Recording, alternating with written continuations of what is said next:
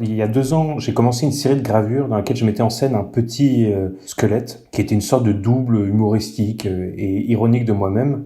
Je voulais m'inscrire dans cette iconographie de l'artiste dans son atelier, l'artiste au travail.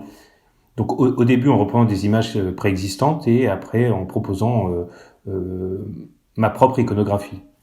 Donc j'ai repris des images, que ce soit des images de Matisse au travail, certains dessins d'Honoré Daumier, ou encore le célèbre tableau de Philip Guston qui s'intitule Painting Smoking Eating.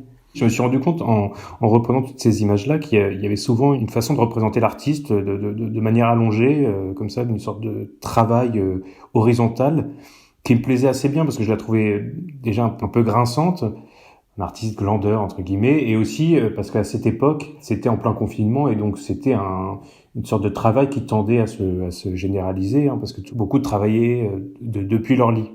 J'ai beaucoup élagué dans les traits pour laisser de plus en plus de place à la couleur.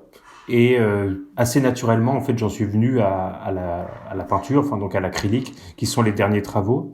Et en fait, j'aimais beaucoup cette idée que d'ailleurs Guston il développe beaucoup, qu'il faut peindre ce qu'on a devant soi. Donc c'est comme ça que j'en suis venu en fait aux tablettes, aux portables. J'ai zoomé sur certaines de mes gravures et j'en ai extrait les éléments qui m'intéressaient le plus. Et donc là, j'ai fait le choix de ces portables parce que c'était assez drôle de peindre quelque chose que naturellement on passe déjà son temps à regarder. Et moi, ce que je voulais arriver à faire, c'était avoir un dessin qui devienne donc que le mouvement de doigt devienne une sorte de quasi caricature. Et c'est comme ça qu'on a ces dessins donc qui sont très cartoon d'ailleurs. Ils s'agrandissent, ils s'allongent.